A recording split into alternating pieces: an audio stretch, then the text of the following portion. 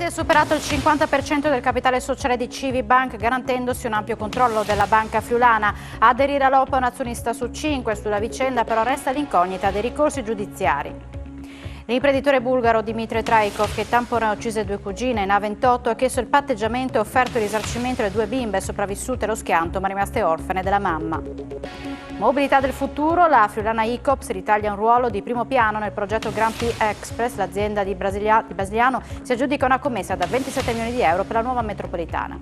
Partiranno da Velluzza di Ragogna in bici per raggiungere Rimini per la Dunata delle Penne Nere, la sfida di 2 friulani con un passato da Alpini della Giulia, prima pedalata la prossima settimana.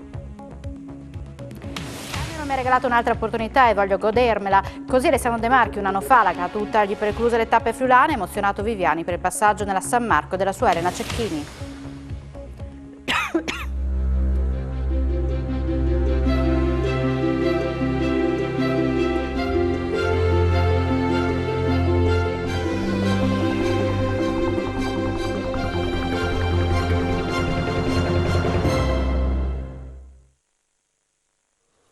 Buonasera e ben ritrovati a un nuovo appuntamento con l'informazione di Telefriuli. Sparcasse ha superato il 50% del capitale sociale di Civibank, quota che garantirà un ampio controllo dell'istituto friulano. A aderire sono stati un azionista su 5 e mentre sulla vicenda resta l'incognita dei ricorsi giudiziari, anche la Regione ribadisce la propria convinzione nel progetto proposto da Bolzano. Sparcasse sfonda quota 50% del capitale sociale di Civibank e diventa l'azionista con la maggioranza assoluta. Al 17% già in possesso della banca altoatesina si è aggiunto il 33,5% che porta il totale al 50 e 68%, con adesioni giornaliere dei soci sopra 400. Il numero totale degli azionisti Civibank che hanno già aderito all'OPA ammonta a 2.710, quasi 1 su 5. Il dato è stato comunicato dalla Cassa di risparmio di Bolzano nell'ambito dell'offerta pubblica d'acquisto, cui sarà possibile aderire fino al 6 maggio. Alla data quindi del 28 aprile è stata superata anche la seconda soglia, cioè noi abbiamo superato il 50%, che rappresenta per qualsiasi soggetto acquirente quell'obiettivo che garantisce ancora di più la possibilità di avere un saldo governo dell'operazione. Quindi per noi l'operazione si sta concludendo nel migliore dei modi. A partire dal mese di giugno già possono essere realizzate le prime iniziative che avranno come unico obiettivo quello di contribuire allo sviluppo della banca. E mentre sull'operazione si allungano le ombre delle azioni legali e dei ricorsi presentati dall'attuale CDA di Civibank, la Regione Friuli Venezia Giulia ha ulteriormente chiarito anche in Consiglio regionale la propria posizione sulla vicenda. Come abbiamo avuto modo di ribadire sia io che il Presidente Fedriga, noi non entriamo nelle dinamiche del mercato, noi abbiamo con la nostra finanziaria regionale una partecipazione all'interno di Civibank e abbiamo aderito attraverso la nostra finanziaria regionale a questo aumento di capitale perché non c'è stata da parte dell'attuale board di Civibank una proposta alternativa che potesse parlare di territorio e che potesse dare anche una prospettiva valida e vera. La Procura di Udine ha aperto un fascicolo per la morte di Alessandro Paolini, rimasto vittima ieri dell'incidente avvenuto sulla 23. Stradale. Per questa ipotesi di reato la Procura di Udine ha aperto un fascicolo in relazione alla morte di Alessandro Paolini, il 21enne di Ronchi dei Legionari, rimasto vittima ieri mattina dell'incidente avvenuto sulla 23 nel tratto tra Udine Nord e Gemona in comune di Buia. Il ragazzo, impiegato per una ditta di impianti telefonici di Monfalcone, si trovava a bordo di un furgone che è entrato in collisione con un camion. Il fascicolo il mezzo su cui Paolini viaggiava come passeggero. Con tutta probabilità, spiega il procuratore di Udine Massimo Lia, non sarà necessario effettuare l'autopsia sul corpo del giovane morto sul colpo. La decisione definitiva comunque sarà presa entro domani. L'imprenditore bulgaro Dimitre Traikov, che dal 30 gennaio tamponò e uccise 2 cugine in A28, ha chiesto il patteggiamento. Ha offerto inoltre un risarcimento economico alle 2 bimbe scampate dalla strage, rimaste però orfane della loro mamma. Un'istanza di patteggiamento accompagnata da un'offerta di risarcimento di poco inferiore ai 100.000 euro e aggiuntiva a quella che verserà l'assicurazione alle bambine sopravvissute all'incidente stradale nel quale persero la vita la loro mamma Sara Rizzotto, 26 anni, e la cugina Jessica Fragasso, di 20. è quella che è stata depositata oggi da Loris Padalino e Gianni Massanzana, difensori di Dimitar Trajkov, il 61enne imprenditore di origini bulgare che il 30 gennaio tamponò, uccidendole, le due cugine venete in un incidente avvenuto in autostrada A28. L'ipotesi non fosse accolta, in subordine abbiamo chiesto una definizione del procedimento con rito abbreviato. Diciamo che abbiamo accompagnato la richiesta di patteggiamento a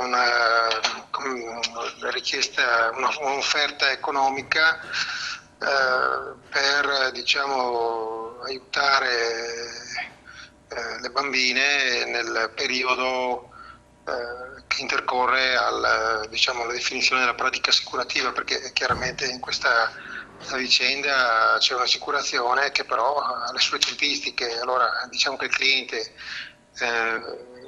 rendendosi conto della situazione, ha pensato di formulare questa offerta. Era accusato di aver maltrattato 8 studenti di 2 scuole medie della Bassa Friulana, ma è stato condannato solo per un episodio. Il Tribunale di Udine ha inflitto a un professore 2 anni di carcere. Sono soddisfatta perché mio figlio è stato riabilitato, ma da allora ha cambiato carattere e non è più lo stesso. È il commento di una mamma il cui figlio è stato maltrattato da un professore, oggi condannato a 2 anni di reclusione, pena sospesa dal Tribunale di Udine. Il giudice Daniele Faleschini Barnaba ha imposto all'insegnante di versare a madre e figlio, in solido con il Ministero dell'Istruzione, una provvisionale di 14.000 euro. L'accusa però era molto più ampia. All'uomo, un 60enne, erano contestati una decina di episodi nei confronti di 8 ragazzi di 2 scuole medie della Bassa Friulana. Stando alle imputazioni, tra il 2016 e il 2017 l'insegnante li aveva maltrattati verbalmente, anche con riferimenti a sfondo sessuale, e in alcune occasioni aveva usato violenza fisica. Il PM aveva chiesto 4 anni di carcere. Tuttavia, con l'eccezione di un caso, il giudice ha assolto il professore perché il fatto non costituisce reato. Spiace che la vicenda, dice il legale della mamma, l'avvocato Patrizio Palermo, non sia stata fermata prima di finire in aula. La scuola avrebbe dovuto prendere provvedimenti prima che si verificassero le condotte del professore. Il caso tuttavia non è chiuso perché il difensore dell'insegnante, l'avvocato Andrea Sandra, ha annunciato ricorso. L'impianto accusatorio è stato ridimensionato, afferma, a un solo caso e restano dubbi sulla sua fondatezza. Sul confine di Rabuiese i sindacati italiani e sloveni hanno sottolineato l'importanza dei diritti dei lavoratori transfrontalieri. Nell'occasione il sindaco di Capodistria ha detto no a un progetto di rigassificatore. Il Friuli Venezia Giulia è ai primi posti tra le regioni italiane per il tasso di occupazione e l'aumento di export pro capite nel 2021, ma è chiaro che la situazione che si prospetta ci preoccupa per la crisi internazionale venutasi a creare a seguito della guerra, e su questo insieme al governo nazionale abbiamo messo in campo misure emergenziali che troveranno ulteriori risposte nella legge di assestamento che ci apprestiamo a fare a luglio. A dirlo il presidente della regione Massimiliano Fedriga, intervenendo in videoconferenza al panel a Udine sul mercato del lavoro in regione.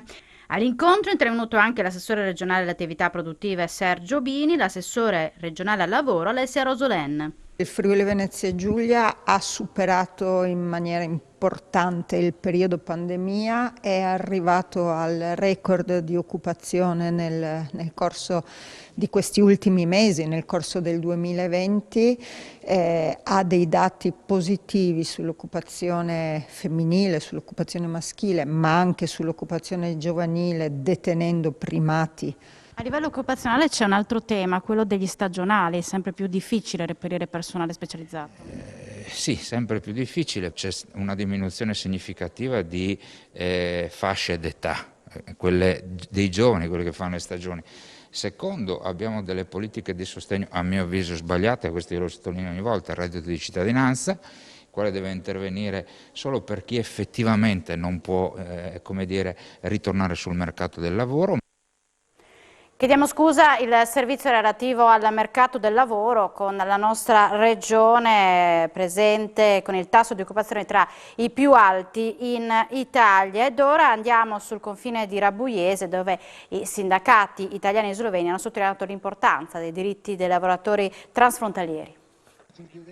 Cooperazione e integrazione garantendo i diritti dei lavoratori frontalieri. Il Consiglio sindacale interregionale Friuli Venezia Giulia Slovenia, come ogni anno, ha celebrato al valico di Rabuiese la festa dei lavoratori, sottolineando come quello tra Italia e Slovenia sia un rapporto positivo, anche se ancora qualcosa c'è da fare in tema di diritti. In questo senso, il sindaco di Capodistria, Alex Brzn, ha lanciato l'idea di una JACT sulla falsariga di quella goriziana nell'area giuliana. Ci sono cose a livello di sistema che bisogna riparare, perché credo che tutti noi che viviamo qui vicino alla frontiera abbiamo sempre gli stessi problemi, cioè stiamo passando il confine a comprare le cose, a trovare i parenti o gli amici, anche a lavorare, e soprattutto i lavoratori devono avere modo di avere uno stipendio adeguato, di funzionare come se lavorassero nel loro Stato. Sempre il Primo Cittadino conferma un secco no all'ipotesi di un impianto di rigassificazione proprio nel comune sloveno.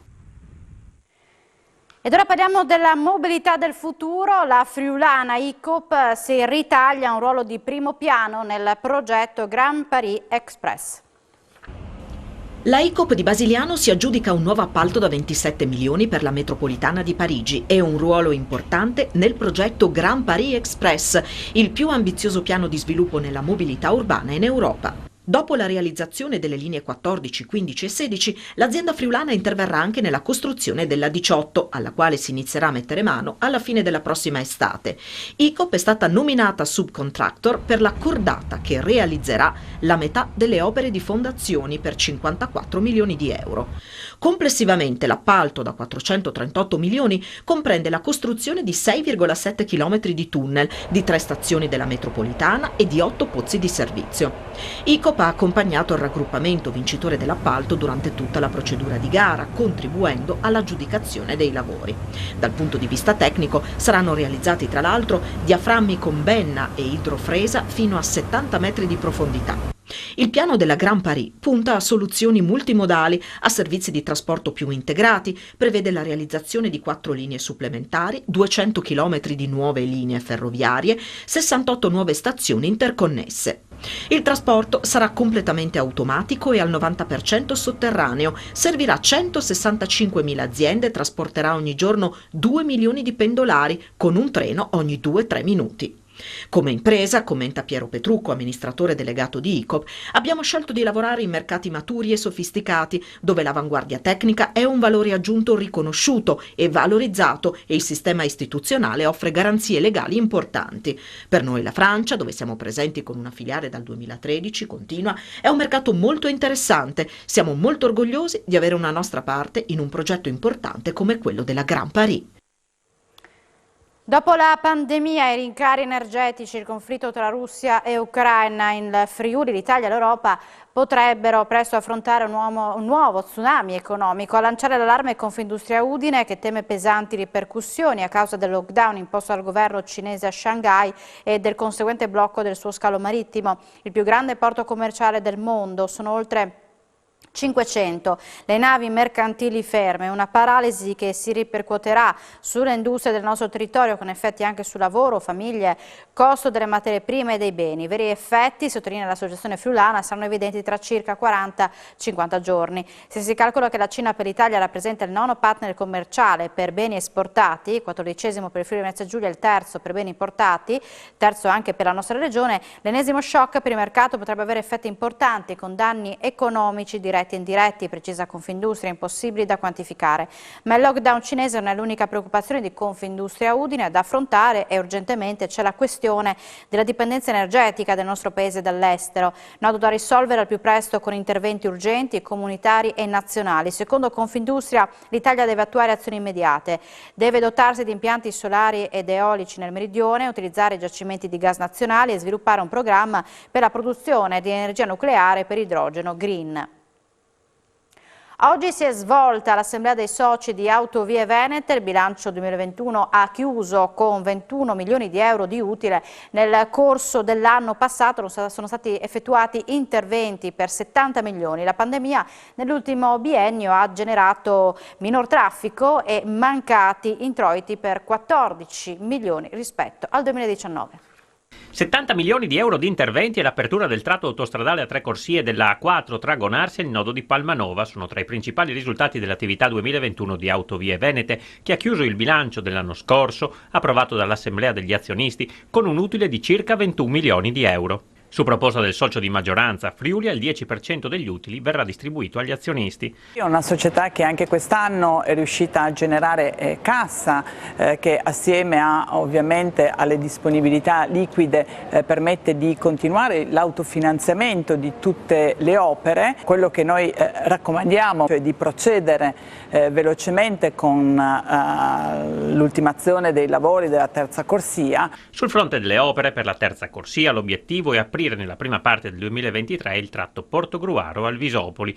Fino adesso abbiamo rispettato rigorosamente tutti gli impegni che erano stati via via assunti secondo le tempistiche che erano state originariamente programmate. Il programma originario approvato nel 2001 e nel 2005 prevedeva il completamento della terza corsia nella parte residua nel 2026. Ovviamente scontiamo probabilmente un anno di ritardo determinato dalla pandemia, però per il resto siamo assolutamente in linea con quello che era stato programmato. Il traffico, causa pandemia, nel 2020-2021 è stato in forte calo e tutto ciò si è tradotto in una perdita di introiti da pedaggio per circa 14 milioni di euro rispetto al 2019. Il Comitato Salute Pubblica Bene Comune ha consegnato oggi le firme raccolte per chiedere alla Regione un cambio di passo rispetto alle politiche sanitarie. Sono 15.000. Oltre 15.000 firme per chiedere alla Regione di rivedere le politiche sanitarie sono state consegnate al Presidente del Consiglio regionale Piero Mauro Zanin. Il documento esprime la preoccupazione delle cittadine e cittadini di questa Regione verso lo stato di disagio della sanità pubblica. Noi non possiamo più andare avanti così, che ne dica l'amministrazione regionale, siamo stanchi, veramente la pandemia ha aggravato una condizione di disagio enorme, servizi che saltano, visite mediche che vengono ridilazzate nel tempo. Infatti noi chiediamo di rilanciare il servizio pubblico regionale, chiediamo di finanziare con fondi adeguati i servizi, di ripristinare anche urgentemente i servizi soppressi. Come ultimo punto avevamo proprio quello di sospendere le procedure in corso rispetto agli atti aziendali che in effetti ieri, come abbiamo saputo dalla stampa, sono stati ritirati, sono stati bocciati, è tutto da rivedere. Al fianco del comitato, oltre alle opposizioni, il Consiglio regionale, anche la CGIL. Cerchiamo di farci ascoltare rispetto ai punti che sono per noi salienti per cambiare la sanità in Friuli Venezia Giulia, renderla più equa, più solidale e che cambi passo affinché arrivi a tutti e non ci sia neanche un'omogeneità nel territorio. Zanin dal canto suo ha accolto le firme, specificando però che manca il possibile focus di intervento da parte dell'Aula sul tema. Dopo il netto calo della scorsa settimana tornano a salire nuovi casi di Covid-19 in Italia. Dal 20 al 26 aprile sono stati il 22,7% in più rispetto alla settimana precedente. L'aumento dei contagi è più contenuto in Friuli Venezia Giulia, assestandosi comunque a un più 12,2%.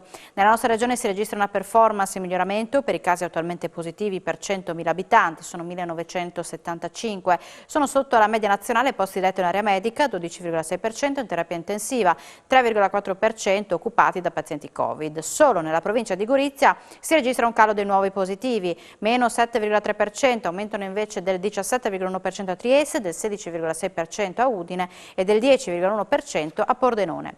E andiamo a vedere i dati odierni della pandemia con 1.303 nuovi contagi e 4 decessi. Nel dettaglio, su 5.432 tamponi molecolari sono stati rilevati 454 nuovi contagi con una percentuale dell'8,36, sono inoltre 6.409 test rapidi antigenici realizzati, dai quali sono stati rilevati 849 casi, il 13,25%.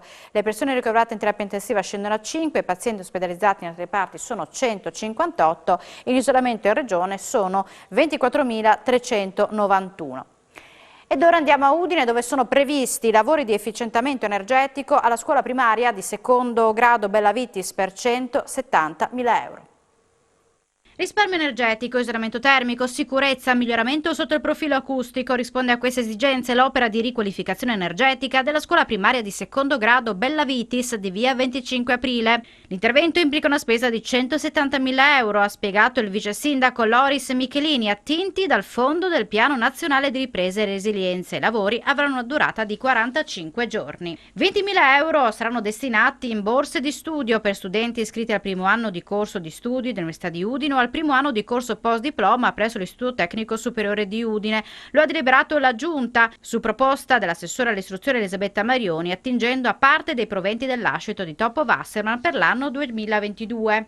Dal Comune inoltre 112.000 euro saranno destinati a progetti di carattere educativo, proposte in tema di educazione ambientale, corretti stili di vita, attività di doposcuola per gli alunni delle scuole secondarie di primo grado, agli istituti comprensivi cittadini, l'Educanato Statale Collegio Uccellis e le scuole primarie e secondarie di primo grado paritarie di Udine. Pavimentazioni sconnesse, segnaletica tattilo-plantare per attraversamento non presente, caditoie e griglie non a raso rispetto alla strada, ostacoli di varia natura sono alcuni dei più frequenti esempi di barriere architettoniche presenti a Udine. È stata approvata oggi dalla Giunta Comunale un'istruttoria che delinea le priorità di attuazione per il superamento degli oltre 4.000 ostacoli rilevati. Il costo stimato è di circa 10 milioni di euro. Si tratta di un piano finalizzato a rendere la città fruibile a tutti, commenta l'assessore del Comune di Udine Giulia Manzan. L'attenzione deve estendersi ad analizzare le esigenze espresse della popolazione anziana in costante aumento, nonché da parte dei bambini. Lavori quasi terminati a Torre, cantiere di Pordenone. A 3 anni dall'avvio del cantiere si sta tornando quasi alla normalità. Prove di normalità nel quartiere di Torre a Pordenone. A 3 anni dall'avvio dei lavori, i cantieri aperti sono arrivati alle battute finali. Resta tuttavia da risolvere ancora il nodo legato all'inquinamento e proprio per questo stanno continuando le misurazioni della qualità dell'aria e del numero di passaggi di mezzi e biciclette. Martedì è stato riaperto il transito in via Zara, dove sono terminate le opere di realizzazione della fognatura e dove nei prossimi giorni verranno completati i marciapiedi. A inizio maggio sono previsti invece alcuni possibili sensi unici alternati in via Stradelle e in via Peruzza per la realizzazione degli allacciamenti. Via Slata per dal lato di via Zara sarà invece chiusa per la realizzazione di un tratto di condotta fognaria. Verranno anche eseguiti alcuni lavori per la posa della fibra ottica. Le asfaltature e la predisposizione della segnaletica orizzontale e verticale sono programmate con la chiusura delle scuole a partire dal 13 giugno, nelle vie Zara, Stradelle, Baracca, Damiano Chiesa, General Cantore, Carnaro e in tutta la zona interessata dai lavori. Interventi nel loro complesso che hanno consentito di realizzare, come viene evidenziato dal municipio, le fognature prima inesistenti, il nuovo acquedotto, nuove ciclabili e marciapiedi per la mobilità sostenibile e la messa a dimora di un centinaio di alberi. Una sfida tutta alpina a colpi di pedali. È l'impresa di 2 friulani con un passato da alpini nella Giulia e che la prossima settimana raggiungeranno Rimini per partecipare alla Dunata nazionale nel centro romagnolo. Lo start da Villuzza di Ragogna. 330 km da percorrere assieme in bicicletta, partendo da Villuzza di Ragogna per arrivare al centro di Rimini. Questa è la storia di Claudio Bassi, di Chiara Andis di Fagagna e di Renato Molinaro di Ragogna. La meta delle mete è il centro romagnolo che l'8 maggio ospiterà il raduno nazionale degli alpini. Partenza all'alba di mercoledì prossimo e prima tappa a Chioggia, percorso di 155 km. Il giorno dopo seconda tappa da 120 km e arrivo a Ravenna e poi venerdì con l'approdo a Rimini. Renato ha un passato da alpino all'accantore di Tolmezzo, mentre Bassi alla Piave, sempre nel capoluogo carnico. Un viaggio evitando le statali, cercando piste ciclabili e strade sterrate dove non c'è molto traffico, soprattutto quello pesante. 330 km, ma chi ve lo fa fare? Ma è quasi una sfida, è venuta fuori così per scherzo. Una sera a cena abbiamo cominciato a dire ma proviamo a farla, vediamo se siamo ancora in grado a 50 e passa anni. E adesso sarà, con domani vedremo se ce la faremo. Claudio Bassi, chi sta davanti? Sta lui perché come fisicamente è più allenato e anche più giovane, quindi io mi metto a ruota e cercherò di sfruttare la scia. I 15 paesi della Mitteleuropa coinvolti nel cartellone 2022 di Mittelfest sono simbolo di quanto la cultura sia mezzo di dialogo sempre, anche contro quello che vediamo succedere in questi mesi di guerra. A dirlo Tiziana Gibelli, l'assessore regionale alla cultura, nel corso della presentazione questa mattina di Mittelfest in programma Cividale del Friuli dal 22 al 31 luglio. Sono in arrivo 28 progetti artistici da 15 paesi, tra cui 20 prime assolute alla 31esima edizione di Mittelfest a Cividale del Friuli, che si articolerà tra Festival Internazionale Estivo dello Spettacolo Mitteleuropeo dal 22 al 31 luglio e sezione primaverile Mitteljahr dal 12 al 15 maggio. La manifestazione sul tema imprevisti, scelto dal direttore artistico Giacomo Pedini, è stato presentato questa mattina assieme all'assessore regionale Gibelli, il sindaco della città ducale Bernardi e il presidente di Mittelfest Corciulo. Mittelfest nasce come ponte culturale in un momento storico particolare dopo la caduta del muro, su volontà dell'iniziativa centroeuropea dell'INCE, per mettere assieme i popoli che erano stati tenuti distanti per molti anni durante il periodo della guerra fredda. E il Mittelfest nella sua vocazione rimarca questo. Ospiteremo uno spettacolo con una pianista ucraina e un violoncellista russo che vivono in Europa occidentale ma che rappresentano appunto al meglio questa situazione, perché vogliamo che la cultura sia un motore per legare le persone e se la cultura deve avere questo scopo, non può essere a dividere, quindi Mittelfest rimarca ulteriormente con queste scelte, diciamo, il suo essere fondante, da cui è partito questo progetto che quest'anno arriva al 31esimo anno. Con la fine dello stato d'emergenza gli istituti scolastici hanno ripreso le visite di istruzione. Siamo andati al Museo Archeologico Nazionale di Cividale.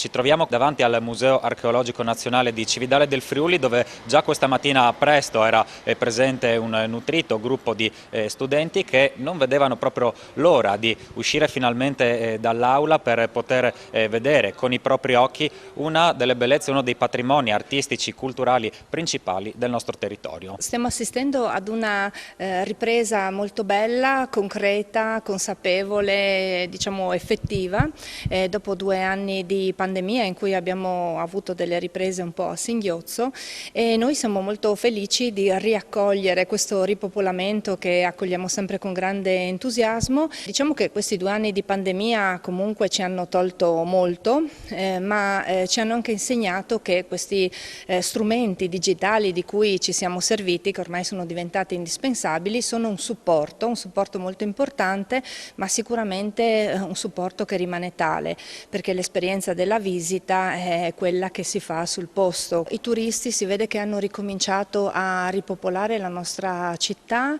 e quindi si vedono appunto questi gruppi che frequentano tutti i musei e che sono felici di tornare, però siamo felici anche di accogliere i visitatori locali. Viviani e De Marchi pronti al Giro d'Italia, questa sarà la notizia d'apertura di Sport FVG che andrà in onda subito dopo la pubblicità con tutte le altre news sportive. Grazie per l'attenzione e buona serata con Telefriuli.